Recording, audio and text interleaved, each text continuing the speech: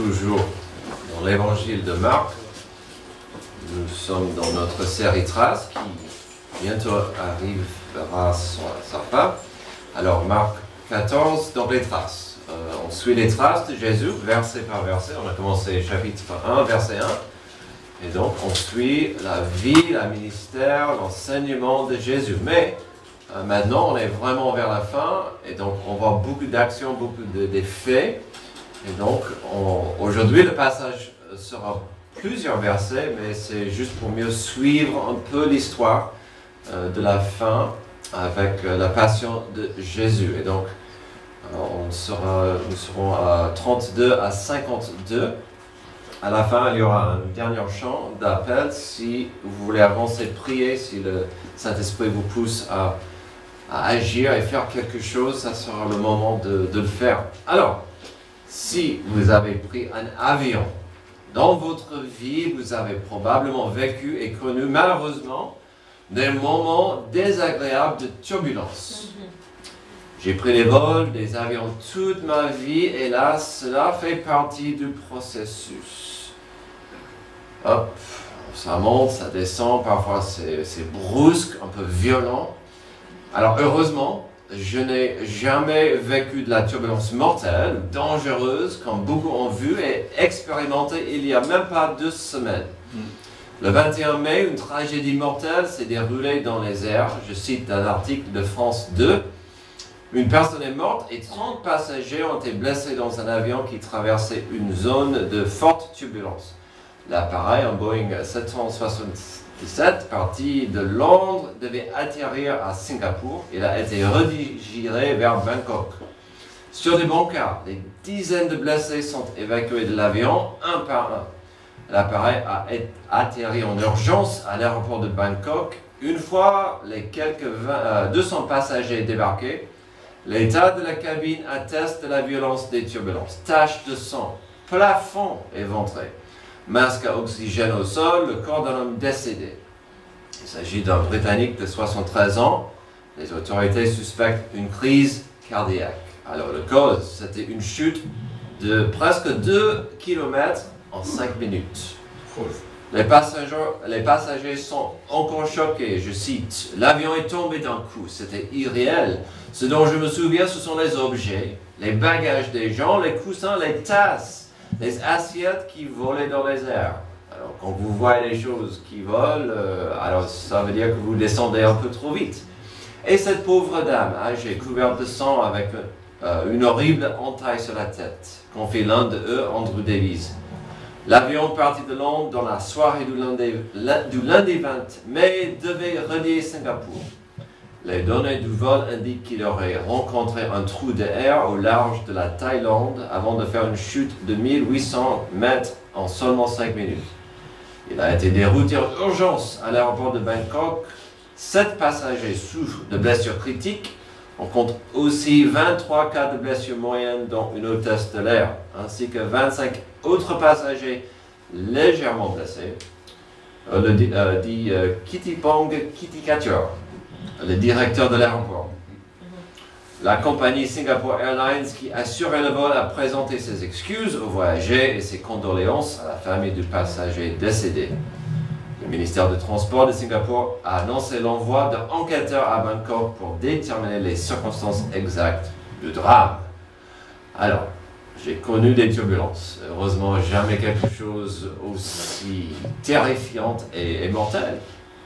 Parfois, quand on vole, heureusement, le pilote voit sur ses écrans, ou juste de la fenêtre devant lui, qu'il peut y avoir des problèmes de turbulence. Qu'est-ce qu'il va faire? Il va monter, il va descendre, il va contourner le problème quand c'est possible. Parfois, une telle manœuvre n'est pas faisable. Et dans ces cas, qu'est-ce qu'il dit? Messieurs, mesdames, il se peut, on aura une turbulence, veuillez retourner à vos sièges, attachez vos ceintures, etc., etc. Et il me semble, chaque fois qu'il y a de la turbulence, c'est en train de manger. Et donc, j'ai mon jus de pomme et un café très chaud. Et ça me fait toujours un peu nerveux d'avoir cette turbulence avec un café chaud. Hein. Donc ça, c'est juste comme ça, c'est la vie. Parfois dans la vie, on est frappé de nulle part par un passage de turbulence. Une épreuve arrive, c'est une vraie embuscade. Parfois, cela nous enveloppe petit à petit. Et on peut voir et on peut constater quand même qu'une épreuve est inévitable. Comme ces pilotes qui voient que ça arrive, il faut faire avec. C'est là où on se trouve dans notre passage aujourd'hui. Jésus savait très bien que dans des heures, même des minutes à venir, sa vie allait devenir un cauchemar. Il savait qu'il devait subir une épreuve inimaginable.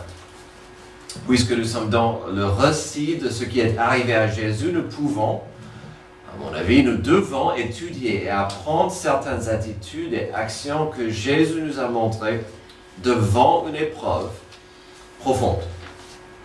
Le choix reste toujours à nous, mais pourquoi pas apprendre et appliquer cette sagesse de Jésus devant une saison d'épreuve. Donc ça, c'est vraiment quand on sait bien. Il y a une épreuve qui arrive. Qu'est-ce que je peux faire? Comment je peux mieux agir dans cette épreuve? Lorsqu'une épreuve dans la vie est inévitable, on peut appuyer sur la communauté de Dieu.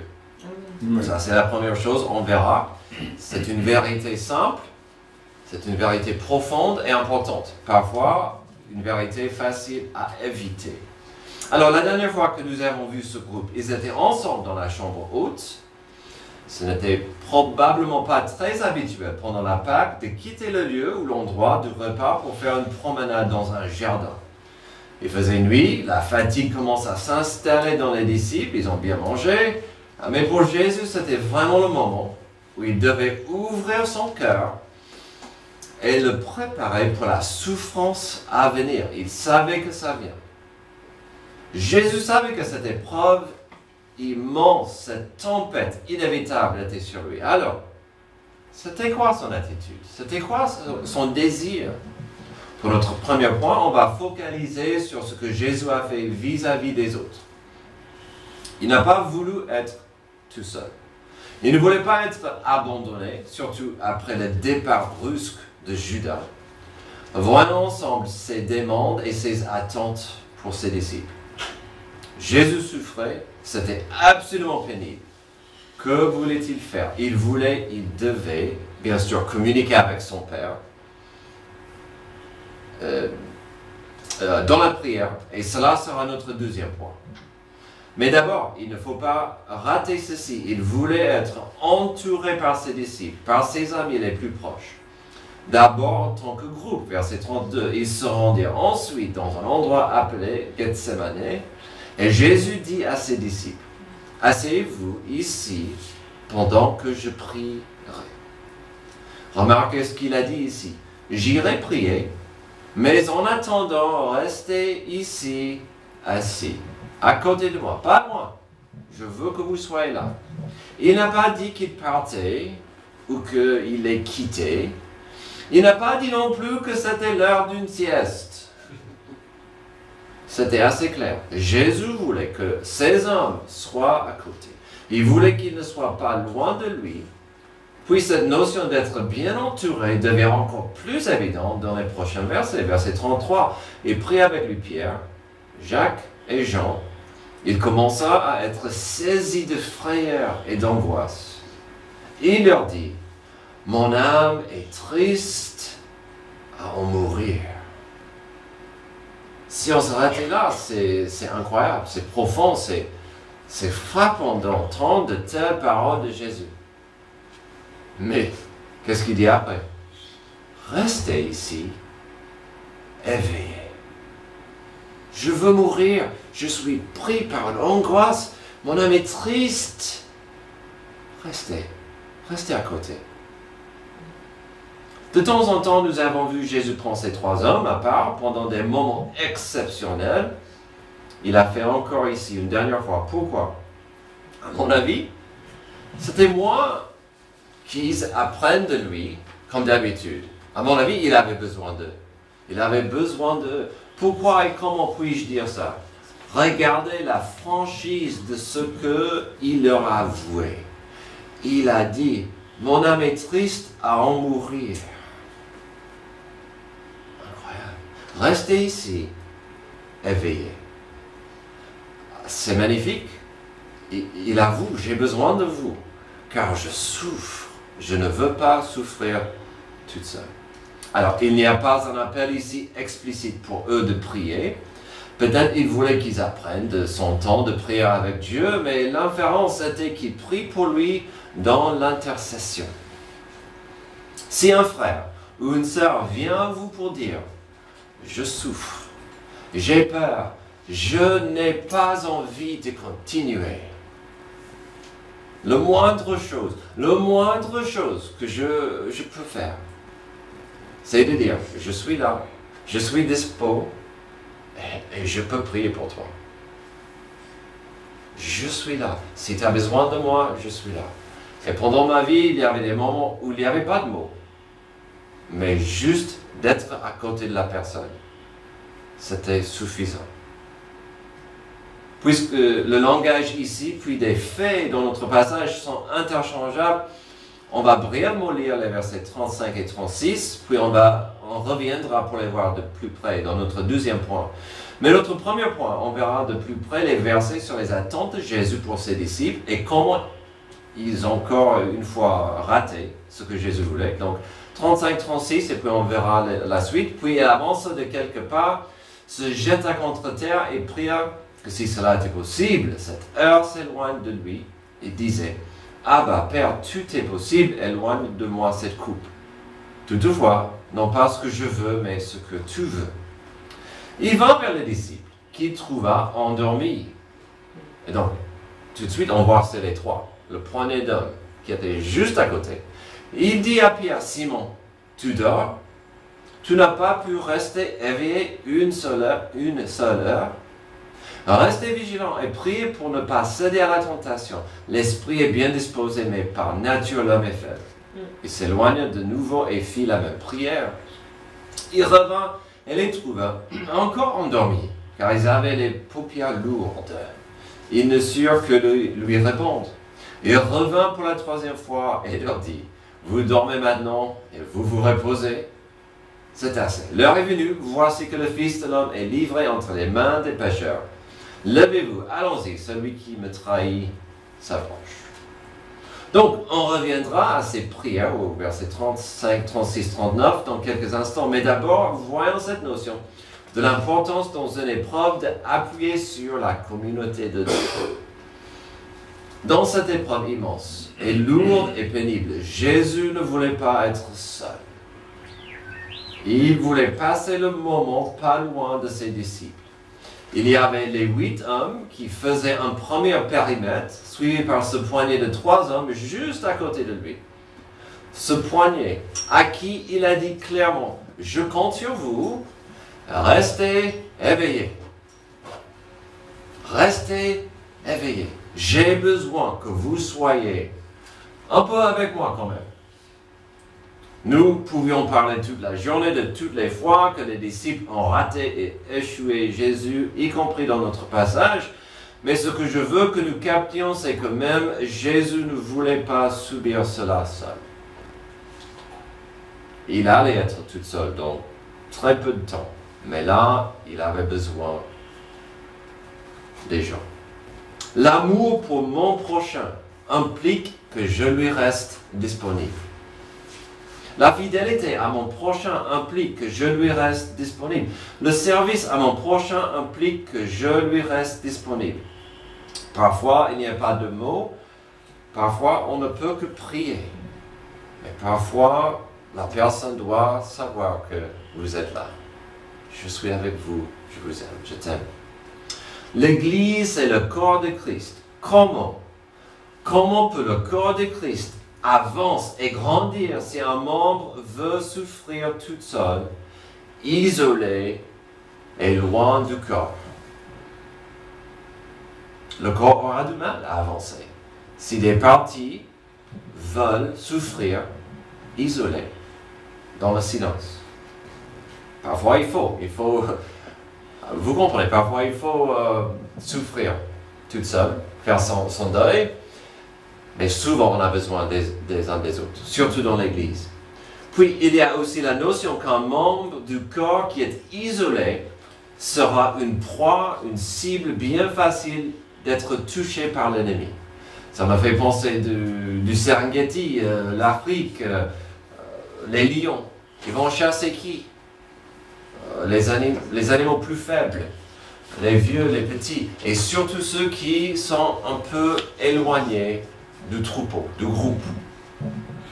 Et la Bible dit, Satan c'est comme un lion. Il cherche à qui il peut dévorer. Il va chercher d'abord ceux qui sont éloignés des autres. Et donc, n'ayez pas peur de dire aux autres, prie pour moi, j'ai besoin de vous. Lorsqu'une épreuve dans la vie est inévitable, on peut appuyer sur la communauté de Dieu. Deuxième, on peut appuyer sur la communication avec Dieu. Verset 35, puis il avança de quelques pas, se jeta contre terre et pria que, si cela était possible, cette heure s'éloigne de lui. Il disait, Abba, Père, tout est possible.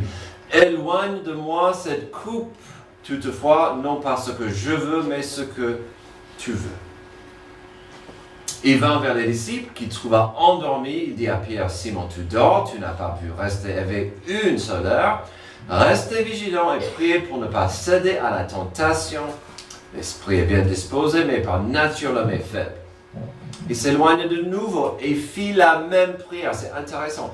3 fois, il aurait dit à Dieu, vraiment, tu peux tout faire. Et j'ai pas envie. Ça va me coûter tellement. Mais ta volonté. À verset 40, il revint, les trouva encore endormis car ils avaient les paupières lourdes, ils ne surent que lui répondre. Il revint pour la 3e fois et leur dit, vous dormez maintenant et vous vous reposez. C'est assez, l'heure est venue, voici que le Fils de l'homme est livré entre les mains des pécheurs. Levez-vous, allons-y, celui qui me trahit s'approche. Alors, on a vu l'importance dans une épreuve d'appuyer sur la communauté de Dieu. Maintenant, voyons l'importance de la prière.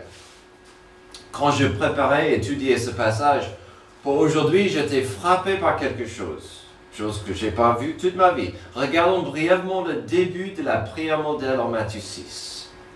Notre Père, qui est aux cieux, que ton nom soit sanctifié, que ton règne vienne, que ta volonté soit faite sur la terre comme au ciel. Je ne sais pas pour vous, mais je vois des parallèles. Maintenant, comparons comment Jésus a exprimé sa prière. Il commence, Père, Abba. Alors, il n'a pas dit que ton nom soit sanctifié. Il n'avait pas besoin. Mais après, si la prière modèle dit que ton règne vienne, qu'est-ce qu'il a dit? Père, tout est possible. Tout peux-tu faire? Que ton règne vienne. Éloigne de moi cette coupe. Toutefois, non pas ce que je veux, mais ce que tu veux. Là, on peut voir la 2e moitié du verset 10 de la prière modèle. Que ta volonté soit faite sur la terre comme au ciel. Je sais que tu peux tout faire. Je veux que ton règne vienne. En attendant, qu'est-ce que je dois changer dans mon cœur? Qu'est-ce que je dois changer dans ma volonté pour qu'elle s'éloigne avec la tienne? C'est incroyable. Parce que je veux. Parce que ce que je veux, c'est de ne pas souffrir, d'éviter cette épreuve qui est nécessaire. Et pour que le règne de Dieu arrive sur terre, il fallait que d'abord la rédemption soit disponible à toute l'humanité. Et pour que le règne de Dieu arrive et vienne, il fallait que Jésus passe par là. Il fallait qu'il souffre. Heureusement, Jésus a dit, pas ma volonté, mais la tienne. Selon les versets 38 et 39, Jésus semblait avoir prié et exprimé plus ou moins la même chose à son Père à 3 reprises. Mais ne ratons pas non plus la leçon qui nous a laissé à travers Pierre l'importance de la prière dans nos faiblesses et nos failles humaines. Verset 37, il vint vers les disciples qui trouva endormis. Il dit à Pierre, « Simon, tu dors, tu n'as pas pu rester éveillé une seule heure. Restez vigilants et priez pour ne pas céder à la tentation. L'esprit est bien disposé, mais par nature, l'homme est faible. » Il me parle. Il me parle. Ouf. Priez pour ne pas céder à la tentation. Combien de mes stupides décisions, combien de mes bêtises et mes péchés sont évitables si je ralentissais pour prier et demander de l'aide à Dieu et disais, pas ma volonté, car ma volonté est tordue parfois, la sienne. Alors heureusement, ce n'est pas un péché de dormir. Amen.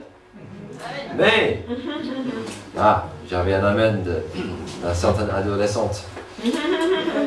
Qu'est-ce que Jésus leur a demandé de faire? Donc, de ne pas... Il n'a pas dit, ne dormez pas, il a dit, au moins, je veux que vous soyez avec moi. Restez éveillés. Quelque part, on peut voir le danger qui existe dans une saison d'épreuves et de tentations. Quand on subit des attaques, lorsqu'on est tenté d'écouter la voix de la tentation, c'est une grosse erreur de fermer les yeux sur la menace.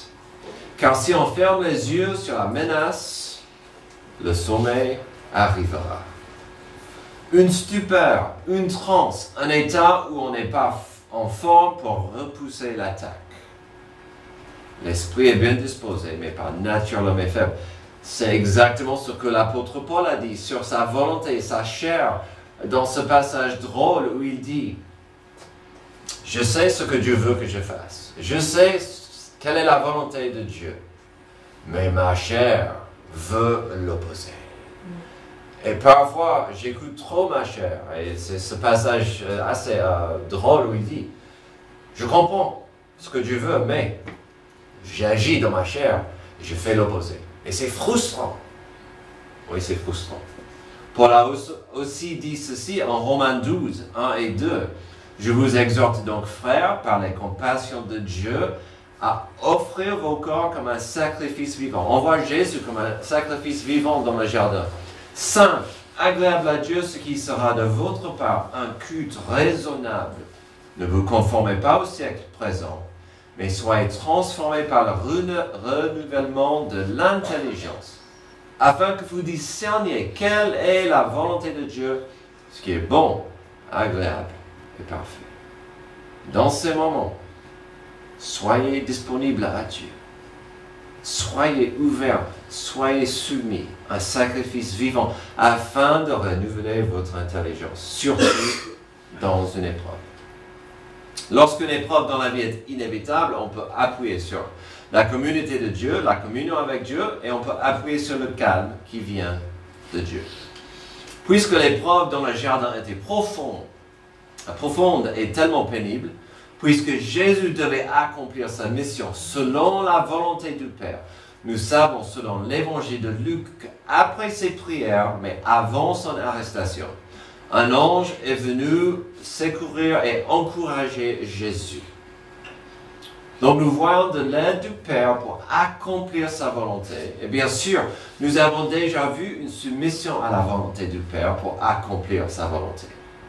Lorsqu'on doit avancer pour Dieu dans l'obéissance et l'humilité, mais c'est vers une épreuve ou d'une résistance, trouvons du réconfort que Dieu ne nous abandonnera pas. Sa grâce nous couvrira. Continuons, verset 43. Il parlait encore, quand soudain arriva Judas, l'un des 12, avec une foule armée d'épées et de bâtons, envoyés par les chefs des prêtres, par les spécialistes de la loi, par les anciens. Celui qui le trahissait leur avait donné ce signe. L'homme auquel je donnerai un baiser, c'est lui, arrêtez-le, emmenez-le sous bonne garde. Dès qu'il fut arrivé, il s'approcha de Jésus en disant, « Maître !» Il l'embrassa. Alors ces gens mirent la main sur Jésus et l'arrêtèrent. Est-ce que les disciples étaient surpris, étonnés? peut-être au début, mais la scène devenait très claire assez vite car il y avait une foule armée et disposée à faire une seule chose, de prendre Jésus par force. Mais bien sûr, le coup de grâce, l'ironie pénible, c'est que cela a été organisé et mené par Judas. Et le signe pour initier l'acte, c'était un geste d'amitié et même de submission. Petit bisou à Jésus. Pourquoi? C'était dans l'obscurité de la nuit, il ne voulait pas qu'il y ait de la confusion. Mais vraiment, il y avait ce dernier acte de trahison. J'ai dit que c'était un acte d'amitié, bien sûr, mais aussi de submission. Car c'était normal pour un disciple de donner un bisou à son maître, soit sur la main, soit sur la joue. Et donc, l'amitié, la submission, tous ces signes qu'il a jetés, qu'il a chassés, qu'il a abandonnés. Quelle tristesse. Alors, ils ont pris Jésus par la force, malgré son calme. Il s'est donné à ce groupe, mais cela a été mal pris par Pierre. Verset 47, un de ceux qui étaient là tira l'épée, frappa le serviteur du grand prêtre et lui emporta l'oreille. Jésus prit la parole et leur dit, « Vous êtes venus vous emparer de moi avec des épées et des bâtons, comme pour un brigand. J'étais tous les jours parmi vous, enseignant dans le temple, vous ne m'avez pas arrêté. Mais c'est afin que les Écritures soient accomplies. » Nous savons par les autres évangiles que Jésus leur a parlé de la futilité de leurs efforts, de la tristesse de ce qu'ils faisaient, mais aussi de sa nécessité. Selon l'évangile de Luc, Jésus est allé aussi loin que de dire qu'il faisait cela à cette heure-là, car ils opéraient dans l'obscurité du mal. J'aime bien quand Jésus dit ça. Vous êtes là la nuit parce que vous faites le mal. Vous ne ferez pas ça pendant la journée. Vous voulez cacher votre mauvaise attitude, vos mauvaises actions, votre cœur pourri. Vous l'avez vu, dans le chaos et le tumulte, Pierre a essayé de régler la situation dans sa chair. Étant par métier un pêcheur et par un soldat, il a réussi simplement à blesser le serviteur du grand prêtre.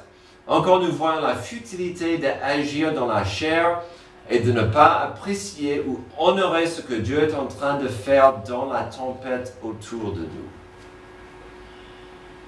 Tout au long de ce passage, on voit les disciples dans la chair, que ce soit en train de dormir, de ne pas prier, ou dans ce cas d'agir dans une façon charnelle pour sauver Jésus.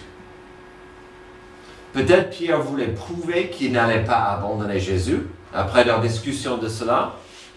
Ce qui est clair, c'est qu'encore il a raté la leçon de tout à l'heure. Quand Jésus a dit « Restez vigilants et priez pour ne pas céder à la tentation.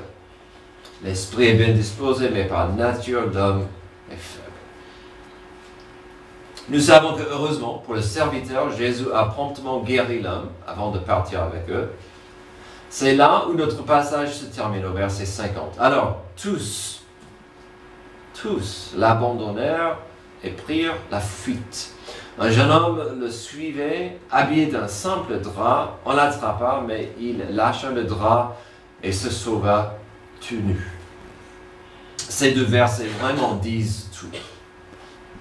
Comme Jésus a prédit, comme fait l'homme quand il laisse sa peur et ses émotions l'emportent, ils ont tous pris la fuite. On ne sait pas qui était le jeune homme qui est parti trop vite et donc s'est sauvé nu. Ce n'est pas très important, sauf que je dirais que dans cette petite histoire, nous sommes rappelés que la nudité en public est normalement associée et liée à la honte. Et donc, si tous ces hommes sont partis dans la nuit, ils sont fuis dans la nuit, certains tout nus, il n'y avait que de la honte. Que de la honte pour eux.